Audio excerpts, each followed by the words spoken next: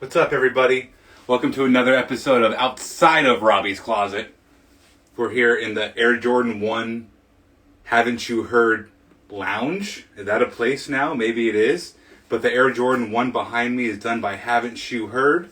We're going to get right into it, though. We have like 5.5 shoes to go through today. Nike, adidas, Jordan. But to start off, I put these in my top 10 of 2021 so far. And I've had a good amount of people ask about it so far. What it is the On Cloud Nova.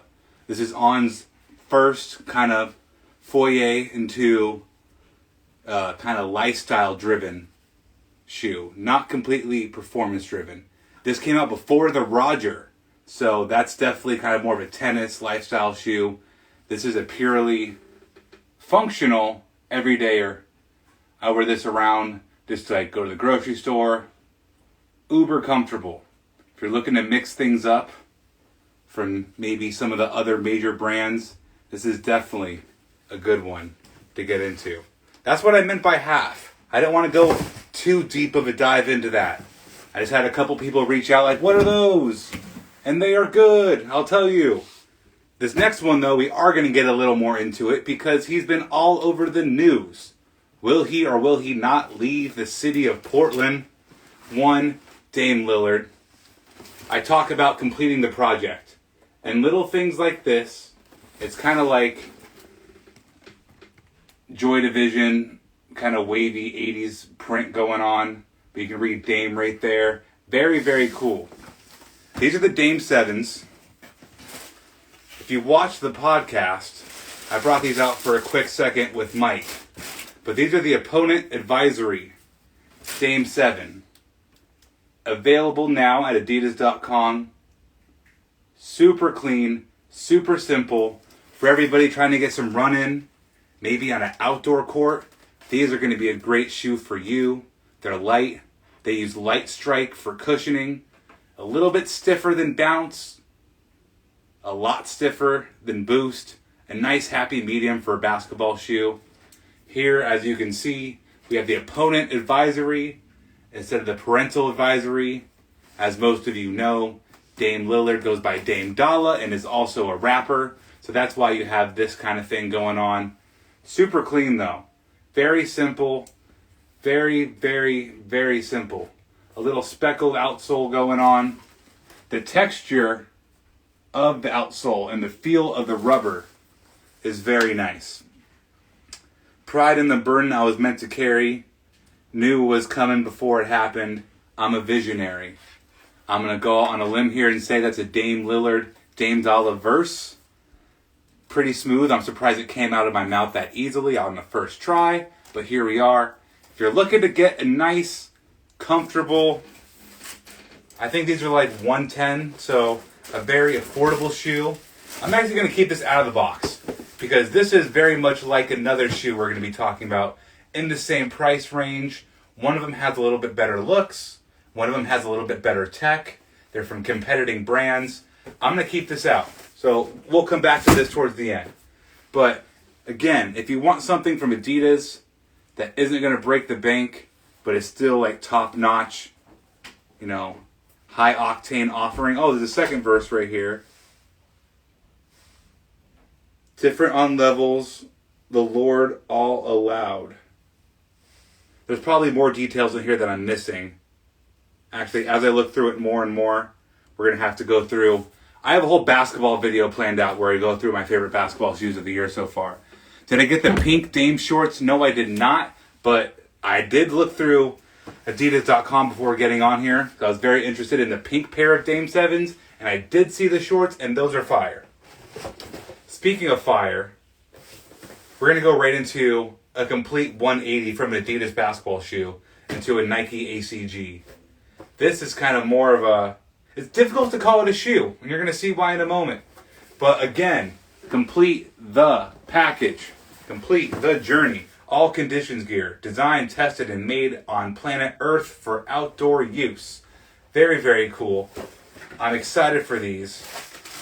I will be on a beach come 2 months from now with these on.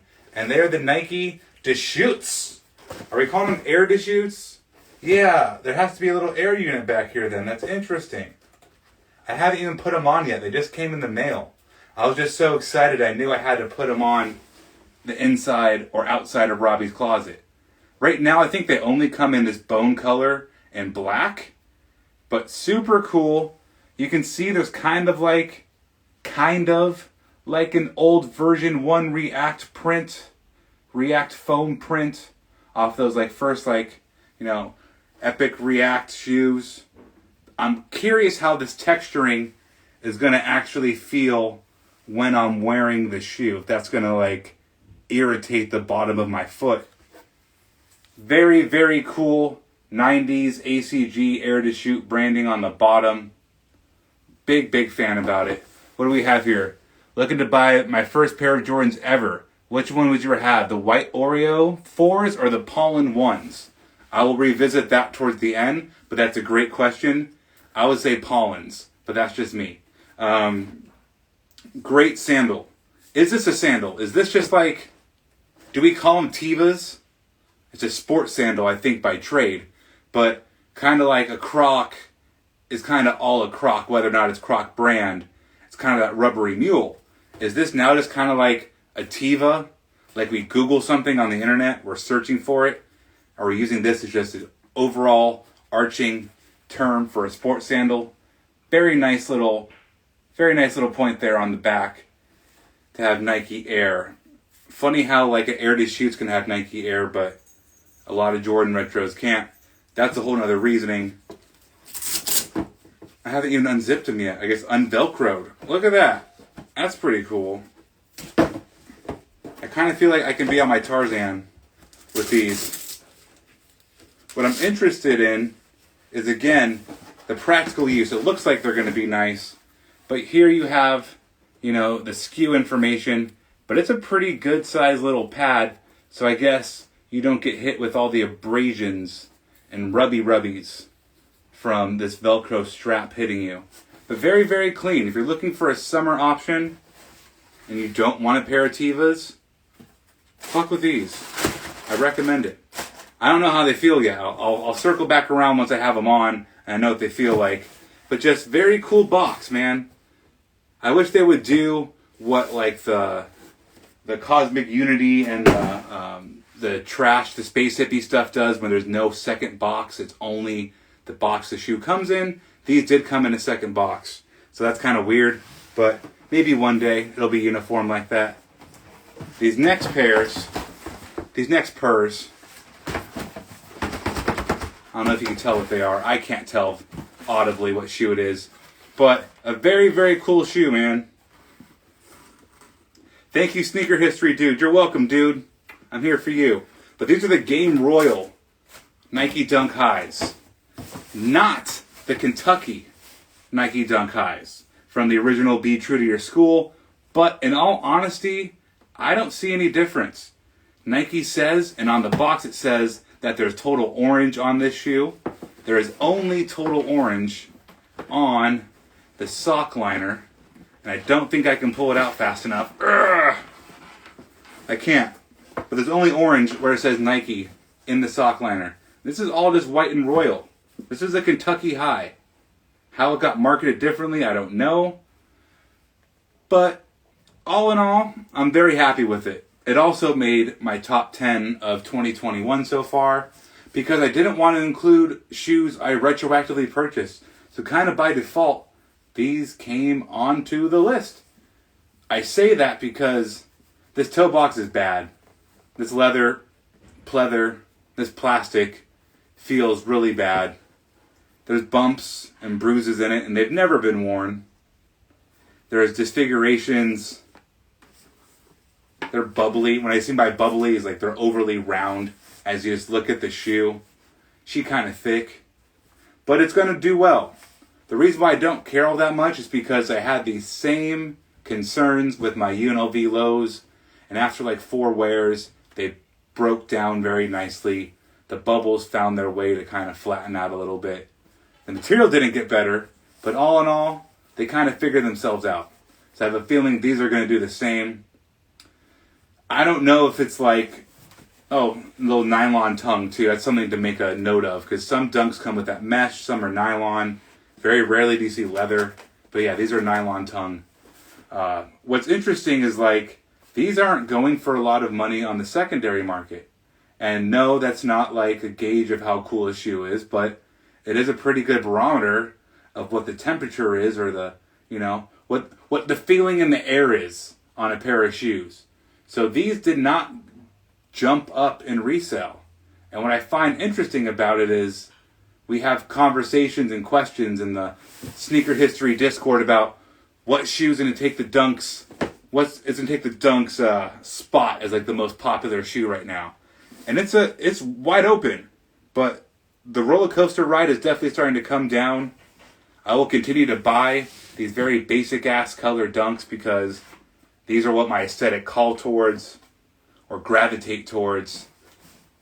They're just simple, man. I can wear these with black jeans, khakis, olive pants, navy pants. Come fall time, these are going to get a lot of play, and I'm very excited about it. Next up, we have that performance shoe that is kind of going to rival the Dame 7. This is not a new release. It's a 2021 release. It's new to me. I was going to try to be slick and just pull it up, but all the accoutrements pretty cool. It is the Zion. I'm not a fan of this logo. It's difficult to read Zion sometimes, but it's for the kids, and I think that's cool. I do really like the very simple Zion Williamson Jumpman written in very small print, kind of like it's Saint Laurent or something. I think that was really cool.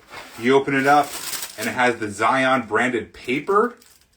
Again, a very nice touch for somebody's first signature shoe. But yeah, man, here we have the Zion 1 and this very cool looking infrared and carbon fiber print. I think these also retail $120. The Jordan Zion 1 is the formal name. As you can see, we have a very cool little carbon fiber print. It reminds me of the Jordan 2011, the Jordan 2010 Elite, which is kind of weird, but the print's interesting. There's no actual carbon fiber, it is all aesthetic. First thought when I held them in my hand and as I hold them now is they're very light and the upper is very synthetic.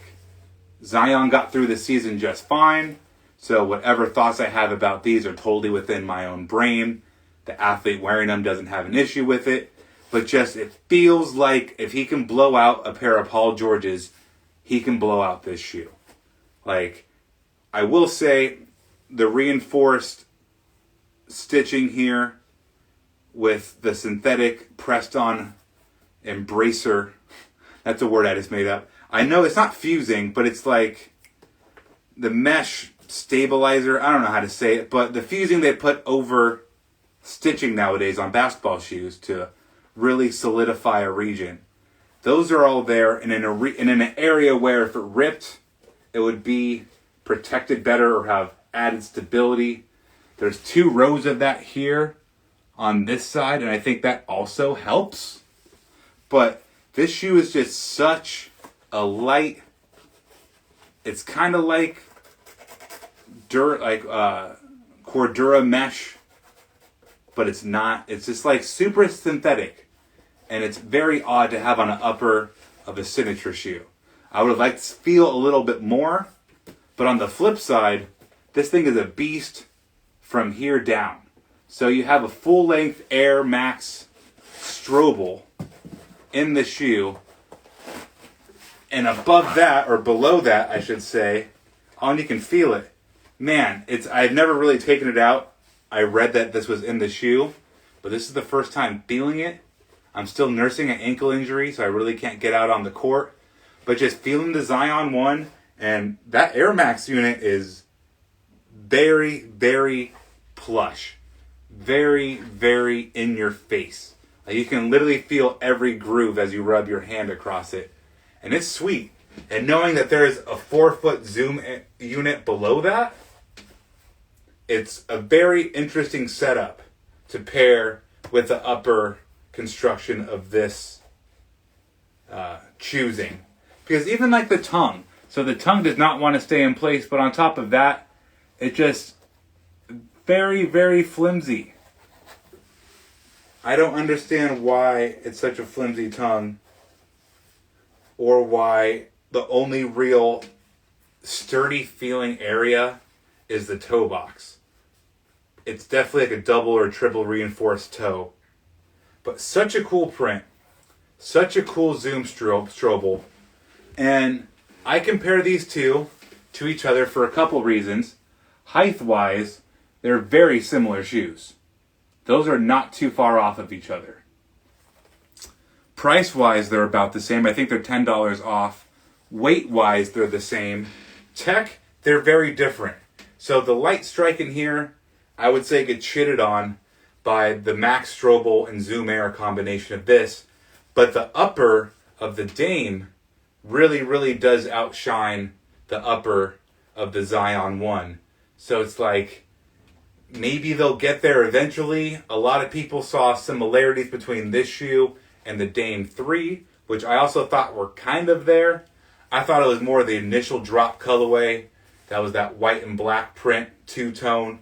This all black with infrared definitely makes it look a lot less like that Dame 3. On top of my black shirt, it's kind of hard to tell. But there's definitely, like, was it CTNF?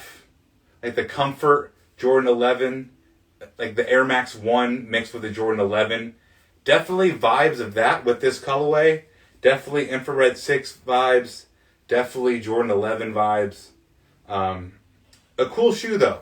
For the kids, I think this is for the kids. I don't know how many grown men are like, yeah, give me that first Zion. They probably want a more established line like the KD or Kobe or the Dame or the D-Rose. But for a new generation and a new generational star, I think this is a good start. My only gripe is with how this upper is going to perform. I'll know in a couple weeks when I can run around a little bit better. But we have something old, something new, something borrowed. I guess because, you know, the Zion borrowed that full-length Air Max Strobel kind of setup from the PG5. The KD has a full-length Zoom Strobel, so that seems to be a popular direction for Nike/Jordan brand. To wrap up, we had the final shoe. A shoe that releases this weekend on Saturday.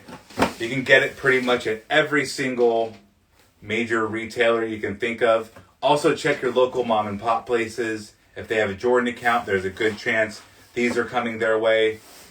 From an historical standpoint, these shoes have been pushing some buttons and triggering some tempers with people. So the box might give it away a little bit. But we have the Jordan 12 Twist. And the reason why this has been pushing some buttons is because Jordan Brand came out and said, or I guess sneakers, Nike comms, decided to say 1997 was the first year that Jordan Brand had no Nike branding on it. It was its own entity. And some people go back and forth between like, are you referring to the team stuff? Because this and the Pro, I think the Pro came out before this or around the same time. That could be the first one because the box didn't have a Nike logo on it. The initial Jordan 12 box was just like this, but instead of the Jumpman, it still had Nike on it. The shoe itself featured no Nike or Nike Air branding on it. Unlike the Jordan 11, there was not a Nike Air on the sock liner. There is no Nike Air on the heel of this shoe. Just 2 3s and Jumpmans.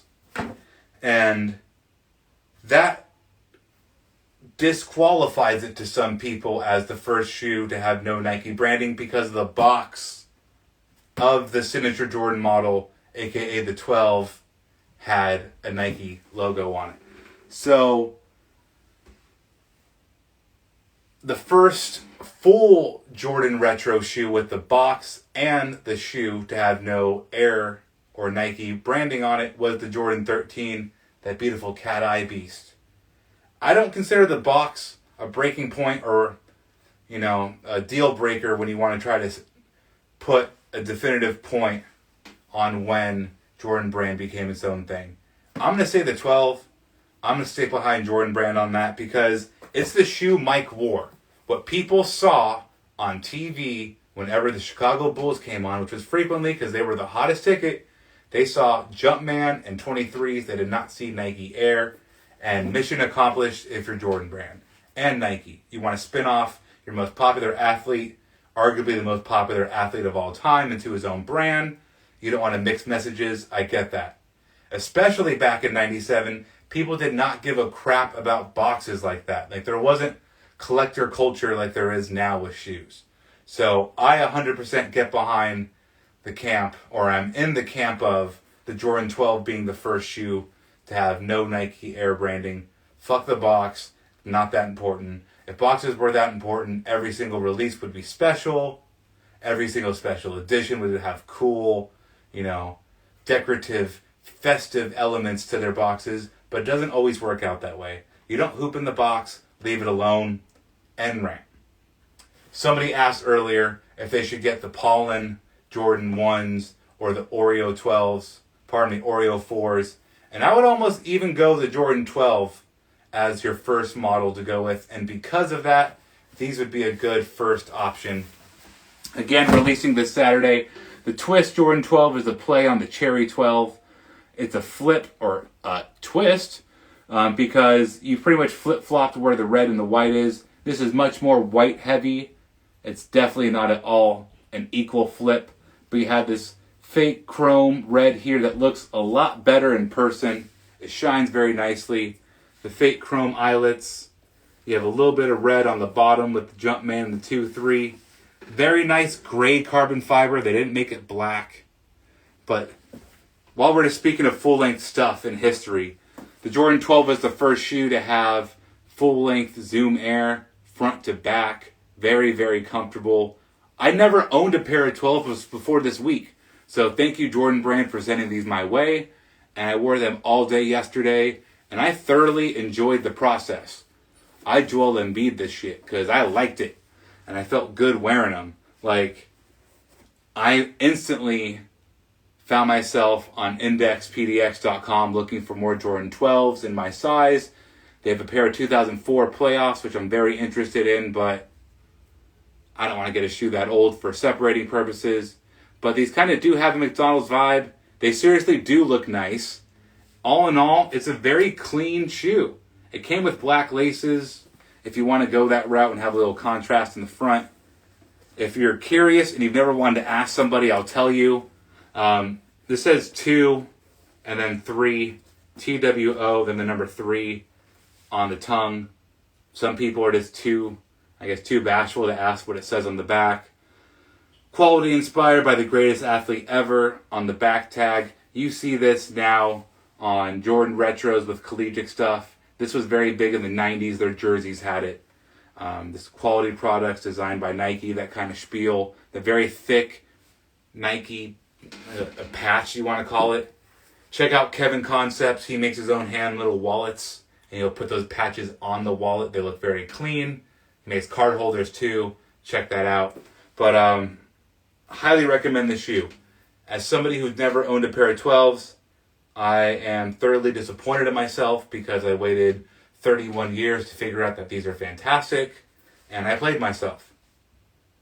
They are kind of like the Rising Suns. I'm going to go ahead and put that out there because any shoe reviewer is going to say that to make themselves feel like they have a rich, deep knowledge of shoe history. Like, oh, kind of like the Rising Suns. They're not. The Rising Suns had a stupid-ass name that was racist, had stupid-ass perforations on it, had initially the Japan Rising Sun flag on the inside. They had to take that out for legal purposes, yada, yada, yada. These are way better than that. Anytime you perforate leather on a retro Jordan, it looks fucked.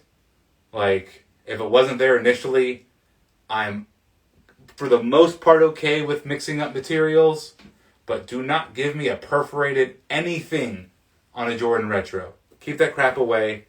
Very, very good retro. Cop these on Saturday. Bring, hello, what? I gotta go. All right. Thanks, everybody, for tuning in to my weird ass talking about shoes outside of my shoe closet. We like to do this to give you an insight of what the sneaker history people actually rock, and like, you know, that we're not just mindless bots who just talk about shoes and don't really have any. Do you have any Jordan 11 shoes? Yes, I have every OG retro except for the Columbias, because I do not like the Columbia 11. Highly recommend the 11 if you don't have one. But thanks for tuning in. I'm Robbie. You can follow me at RAHBEE702. Catch me on the Sneaker History Podcast on every major listening platform and on YouTube. Thanks everybody for tuning in, and have a good rest of your evening. Peace.